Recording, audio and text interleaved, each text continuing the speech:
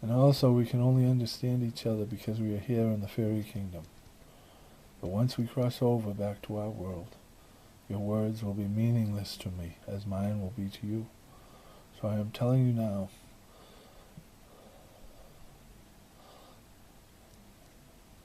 my employees will pick us up before we leave the beach, and I will give you passage back to your country.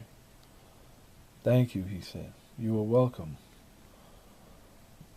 And once you cross back into our world, you will age extremely slowly. Fine, he said. So once they made it back to our world, the leprechauns attacked. The peace treaty did not extend to our world, and with guns made of pure plastic, they now had a weapon they thought could defeat us. Over here, it jumped. Peace treaty did not exist. They now had a weapon they thought could defeat us. They opened fire, striking Sian.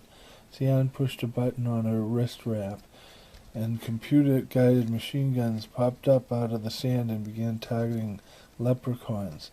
Soon her men had swarmed the beach, and the leprechauns faded. Sian was wounded but not dead, and she kept her word and helped Kamu Nunagawamimi no Mikoto adjust to the new world. Everything now is safeguarding yourself against steel.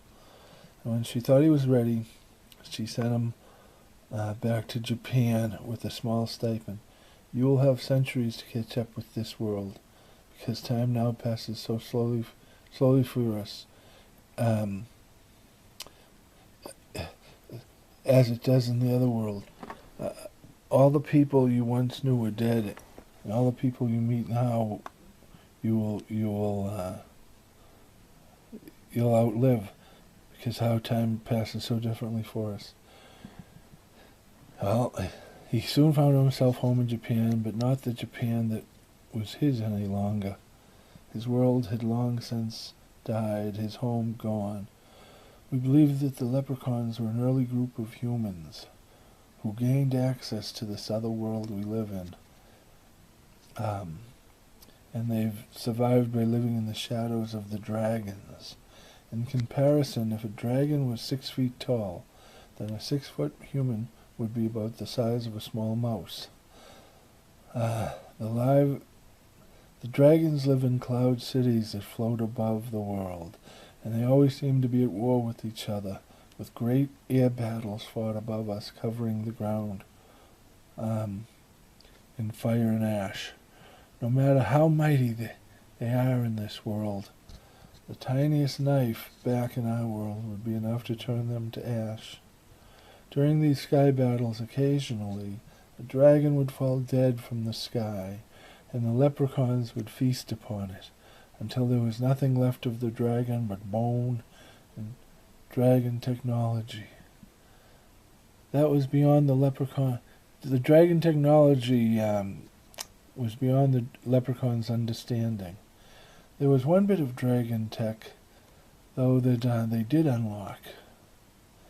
From observing that before a dragon would transit between worlds at the water's edge, the leprechauns would hear a sound, and by striking dragon tech to a rock at the water's edge, they could get it to make that very same sound and transit them between worlds. Dragons were truly beings of two worlds, until our world discovered how to make steel. And there is something about steel that turns anything that transits between the worlds to dust. So when the dragon that the humans had slain with steel failed to return, the dragons sent a recovery team to search for the missing dragon. And they recovered the dragon tech, but not the dragon, and thus were able to see with their own eyes what had happened. So they decided that their days upon our world had ended. Dragons that had never had a weakness before suddenly had a very real weakness just prior to mass extinction. In the long ago, the dragons had discovered this transit point between the worlds and how to access it. So they moved their society, or as much of it as could be saved, to a new world. It still kept it,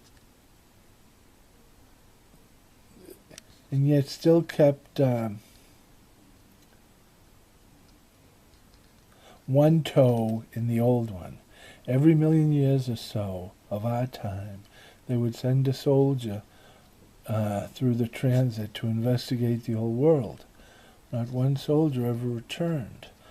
Until after 1,000,000 years, one did, but his technology had been corrupted by iridium, and it died soon after his return. The next time we sent someone through, the iridium was out of the atmosphere. So plans were begun for the reinvasion and reconquest of our world by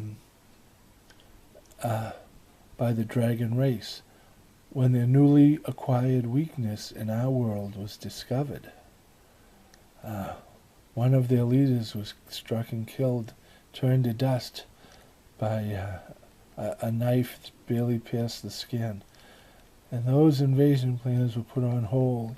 It was the first human with the...